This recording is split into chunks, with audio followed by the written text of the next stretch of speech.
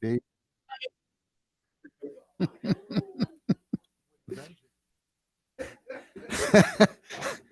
Are you sure it's being recorded, Chris?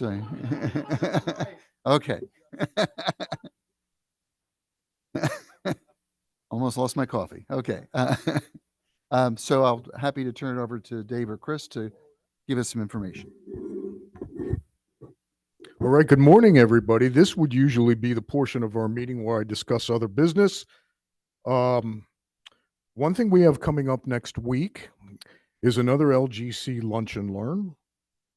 That will be held April 29th, 2025. Thank you for Marty for lining that up. It's CLE eligible, one substantive credit on the dime of the attorney. Lynn Shedlock from the Pennsylvania Economy League will be teaching about home rule in Pennsylvania and Pell's recent experiences assisting municipalities in the process. As many of you may be aware, right now the issue of county home rules and litigation.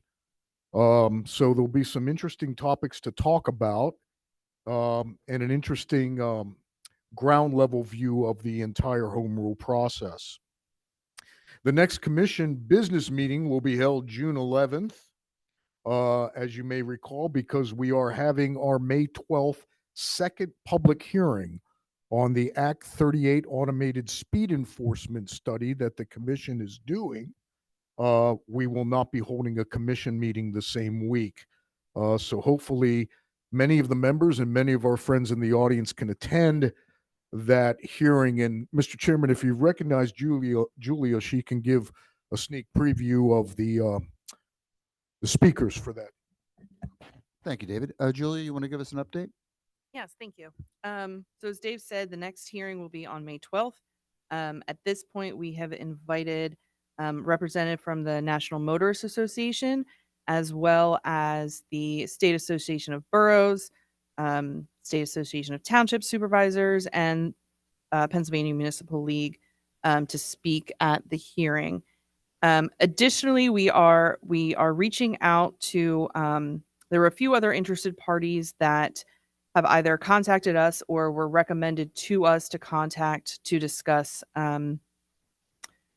automated speed enforcement expansion into municipalities. And we also are planning on reaching out to representatives from Iowa. So last year, Iowa passed a state law that requires local governments to get a permit from the Iowa Department of Transportation to either continue or start their automated speed enforcement programs. The permit requires that the cameras be appropriate and necessary and the least restrictive kind of means to control speed. Many of the municipalities have actually not been approved. So it is a fairly stringent kind of process. So we're interested in reaching out to at least one representative from Iowa to kind of talk to them about their experiences and see if that's something, that could potentially be replicated, or at least, add that to our recommendations in our research. But that's coming up May 12th. As far as background, the next couple of weeks, we're actually wrapping up most of our background and comparative research. Again, Iowa will be a big help with that. But that's where we're at this point. Thank you, Julia. David? Thank you, Mr. Chairman. Julia, am I correct in saying that there are only 2 states that have authorized local governments, after jumping through hoops, to use ASE systems? I think I was one. Iowa is one. There are some. Maryland law has very recently changed their automated speed enforcement in certain localities. Now, Maryland is, really county based on a lot of their things, so it's not a direct sort of comparison. Washington, D.C. has them. I believe there's 1 or 2 others that allow them for on local roads, but off the top of my head, I don't remember what they are because all of the states are kind of blurring together for me at this point. But we've got the information somewhere. Thank you.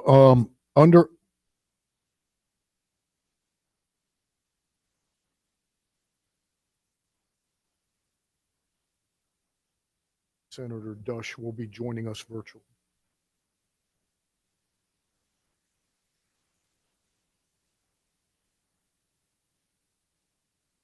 Chris, can you send Senator Kiefer the link or?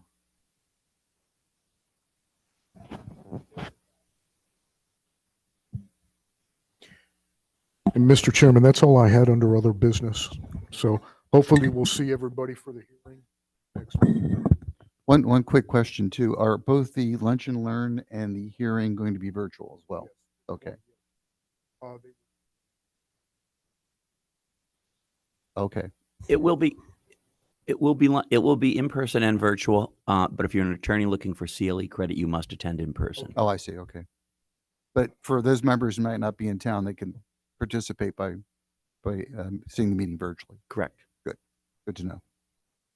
I think we're waiting for Senator Dush to come online, then we'll have a quorum.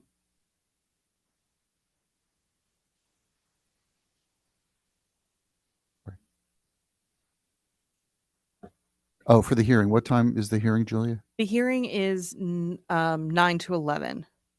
Okay. And the lunch and learn starts at 1, I believe. 12 o'clock. Oh, 12 to 1. Okay.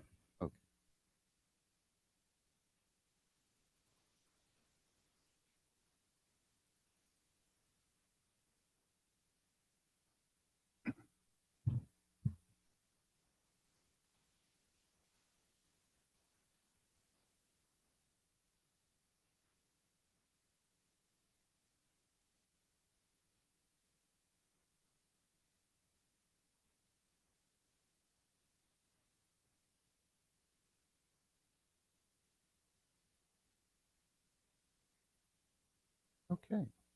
We do now have a quorum, so we can begin our business. I'll call the meeting to order for the purpose of our business meeting.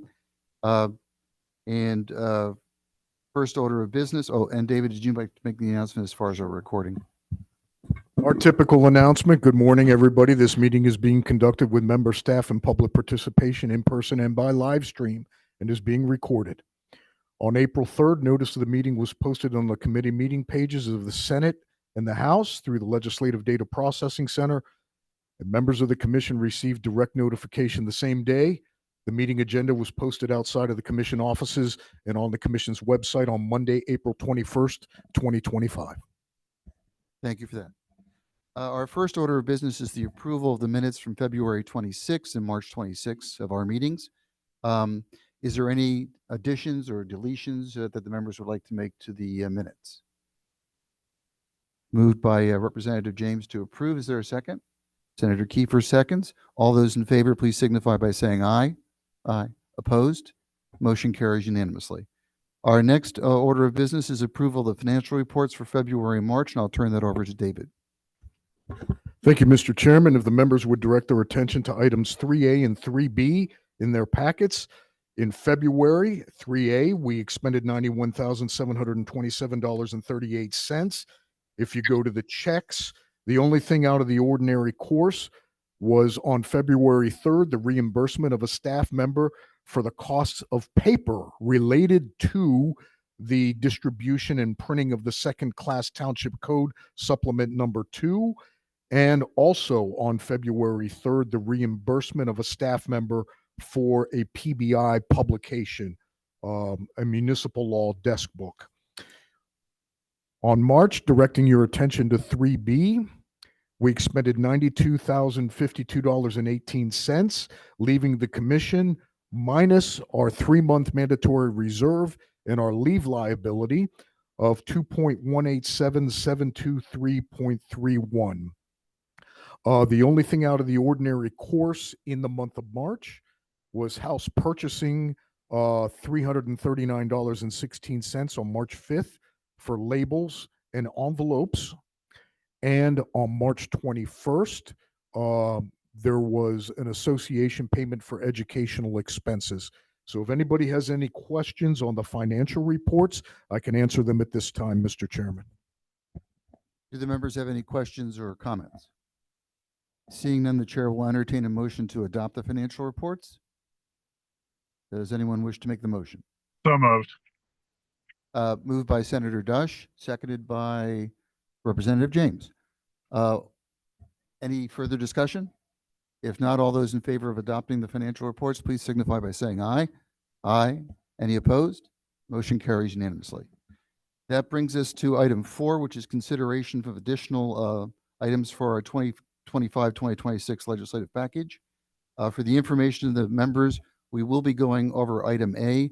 It was determined that we need to look at some additional language in order to deal with some issues. So that'll come up at a later meeting. That brings us then to item B, and I will ask David to give us an overview. Thank you, Mr. Chairman. As I mentioned in my email to the members, it is common that municipal officials, employees under the municipal codes are subject to the Ethics Act provisions, specifically Section 1103F, in the context of their interest in contracts. Namely, they can have an interest in contracts if they're offered through an open and public process, and that particular member does not have any supervisory control over the administration of the contract. There's an interesting thing in the Authorities Act. The Authorities Act, officers, employees, and members of the authority have a blanket prohibition on participation in contracts. So a member of the General Assembly directed this to our attention, and from the point of view and for the consideration of the commission members, it seems reasonable that this type of bootstrapping of the Ethics Act contract provisions apply to authorities as well. And that is the essence of this particular piece that you see on 4B. We did not bootstrap it like we did in the municipal codes. We determined that it would be better to step out the language, and I've included in the handout the verbatim language from the Ethics Act.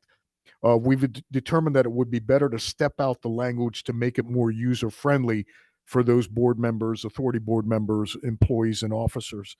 So if anybody has any questions at this point, staff is prepared at this time to recommend this as a commission piece per our protocol. Are there any questions? Representative Miller. Thank you. Like most things, you don't consider things until they're before you. So this particular provision, I started looking at it and was wondering about this. The prohibition that is currently in the Authorities Act is actually stronger than the one that is applies to the municipalities. So for instance, as I understand this, and I look for clarification if I'm in error, but the one applying for municipalities that would, if this was taken into effect, would actually make the ethics provisions, as I see it, weaker. So currently, you're allowed a so-called appearance of a violation as long as that doesn't go over $500.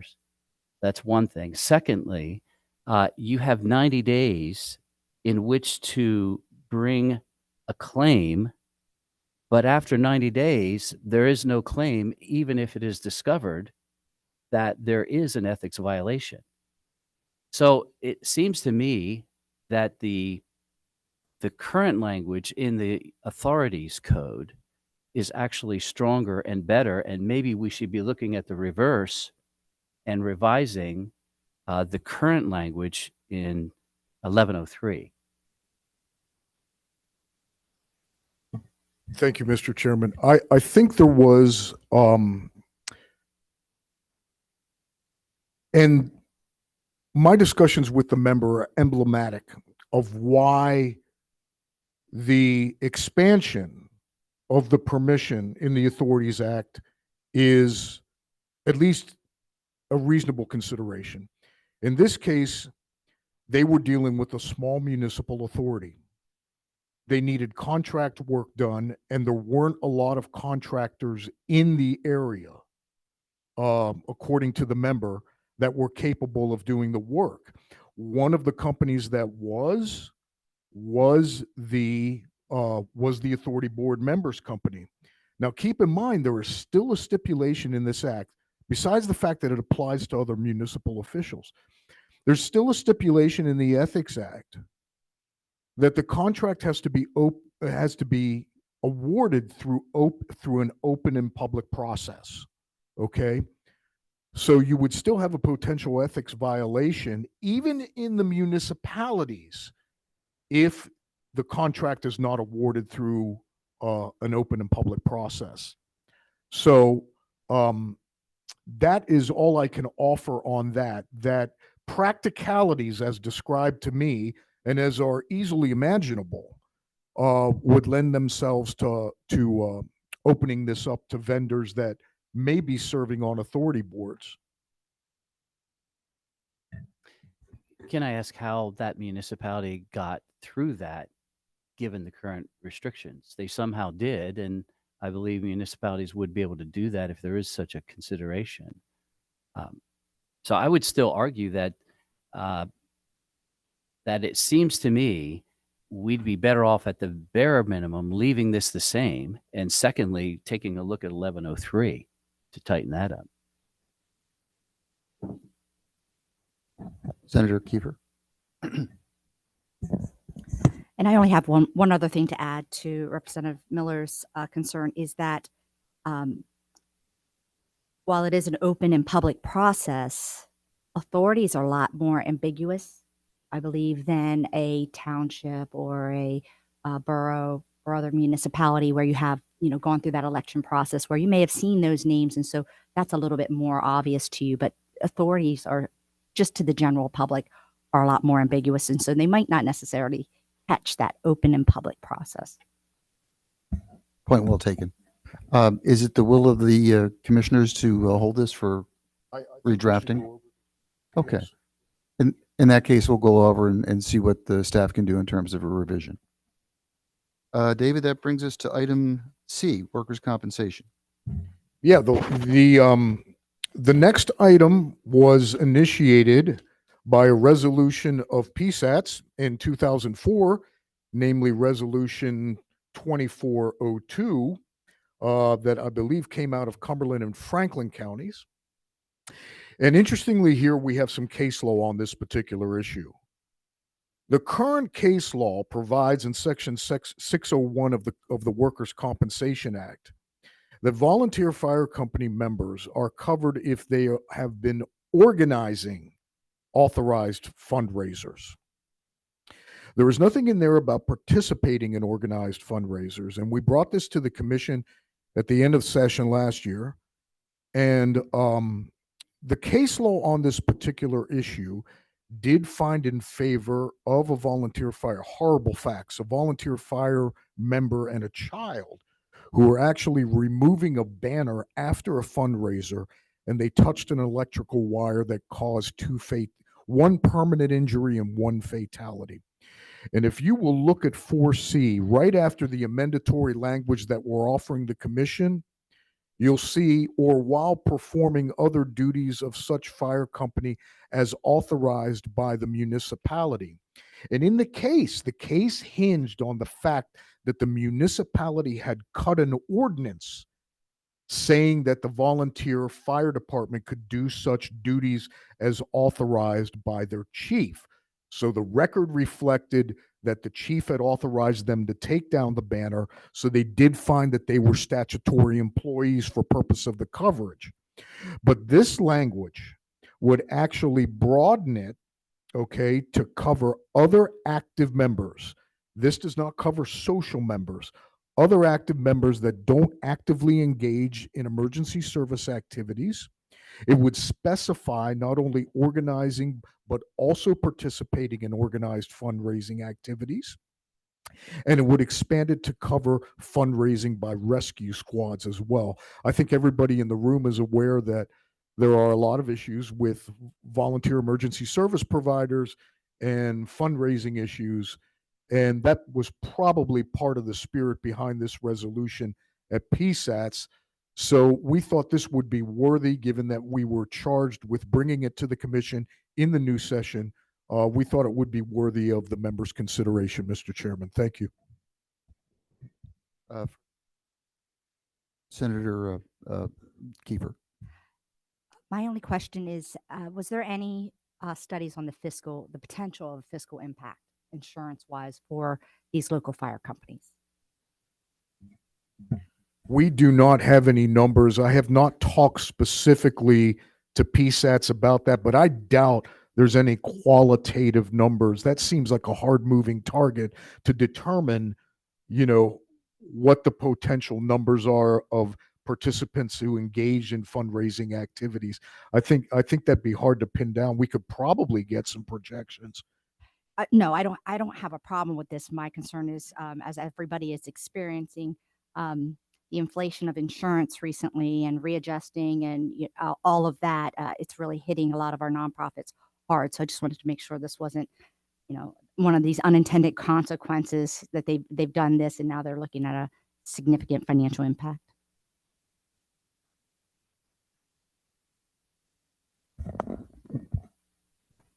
David, do we need a motion to adopt? Oh, I'm sorry, I didn't see. Representative James. An easy one. Is this a shall or a may? Change in I the believe it law. would be a shall provision. Yeah. It's a shall. Yeah.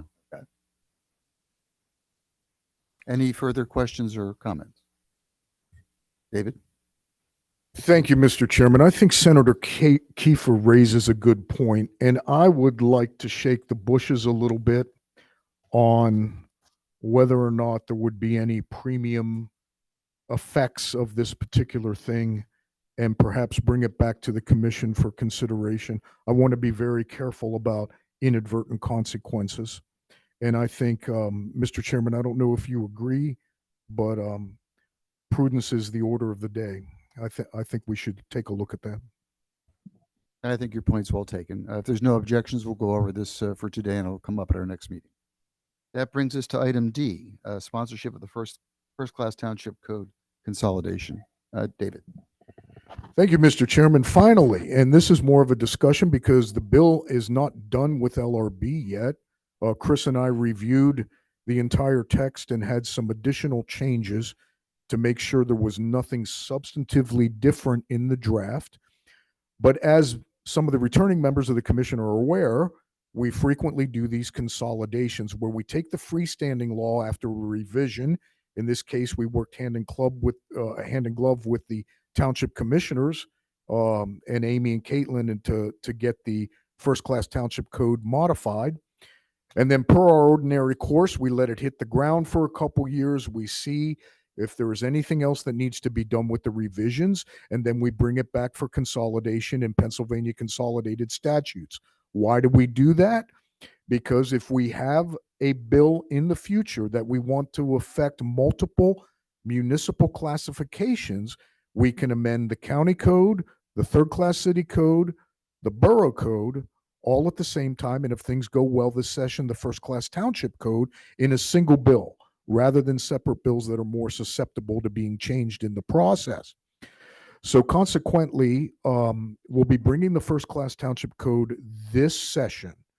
And as we have done in the past, we'll introduce companion pieces. It will be a big bill, but there will be minimal substantive changes. We have to discuss that with PML. But we typically have the majority chairs of the local government commissions sponsor those if they choose to, because of the size of the bill and a certain level of comfort that we want the members to have about such a voluminous bill.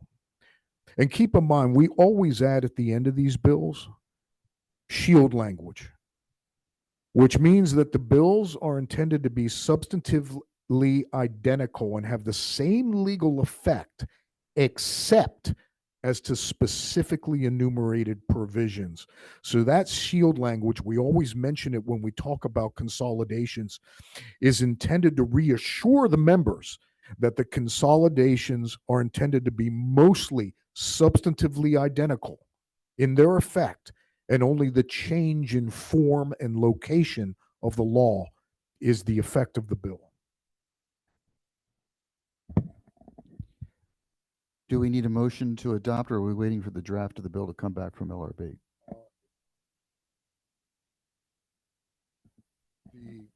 As long as the minutes can reflect that the majority chairs would be willing to prime the consolidation.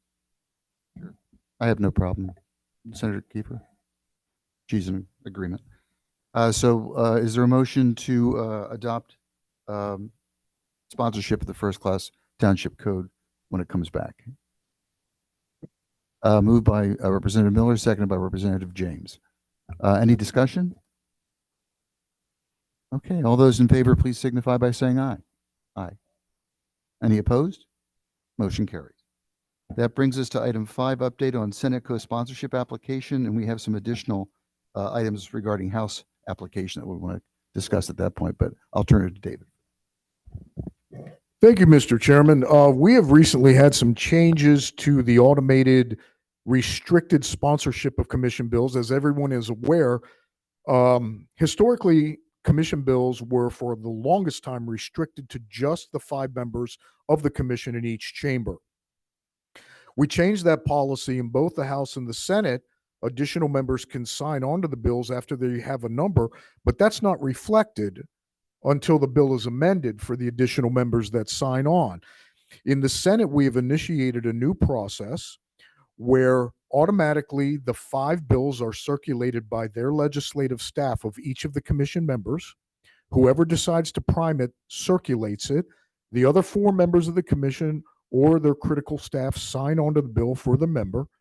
And then at that point, it is released to the Senate at large so we can get other members of the Senate to sign on to commission bills. Remember, our intent is always to do bipartisan, bicameral legislation that is incremental in effect, and the more members, the better that sign on to it. So that process is in place. Now, we had originally discussed, and Mr. Chairman, we will need a motion for this.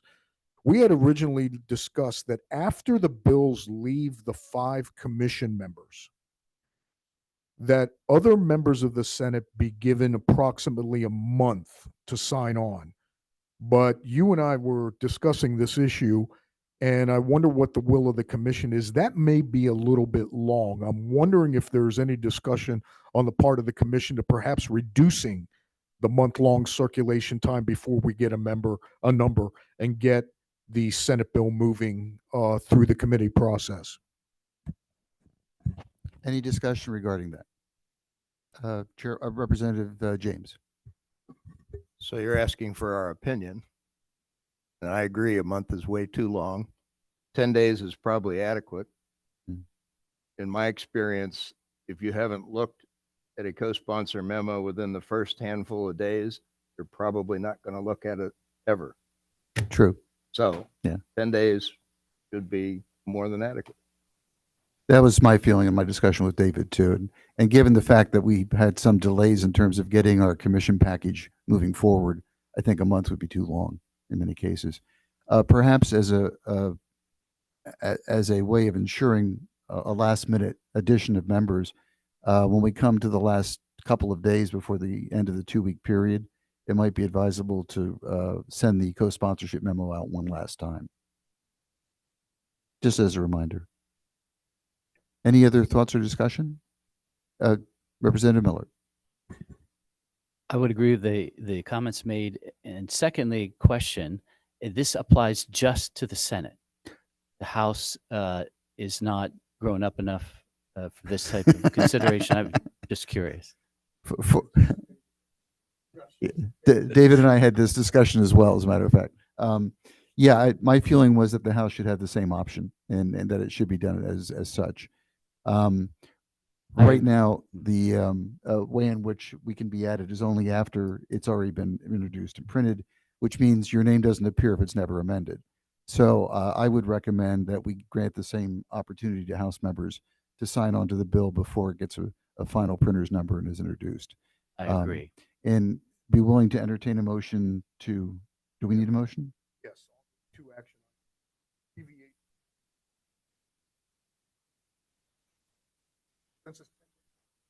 TVA. 10 days or 2 weeks? What? 2 weeks unless there's any objection? Okay. Or with mechanism. Do we need to take them as 2 separate votes or as one? Okay. Is there a motion to take both items up as a vote? Representative James and Senator Kiefer. Any discussion? Seeing none, all those in favor of adopting both motions, please signify by saying aye. Aye. Any opposed? No opposition. Motions carry, and both have been adopted. That would bring us to the update on Act 38, but Julia already has informed us of that, so we're covered. Which then takes us on to next business, or other business rather. David, do you have anything under other business? I think we covered it per Chris's idea at the beginning of the meeting. So I think I don't have anything else to add. I hope everybody can join us for the June 11th meeting. And of course, the Lunch and Learn next week. And please be here as well on May 12th at 9 a.m. in this room for the next public hearing on Act 38. Is there any other business any member wishes to raise at this time? Seeing none, that being the case, I will adjourn today's meeting. Thank you all for attending.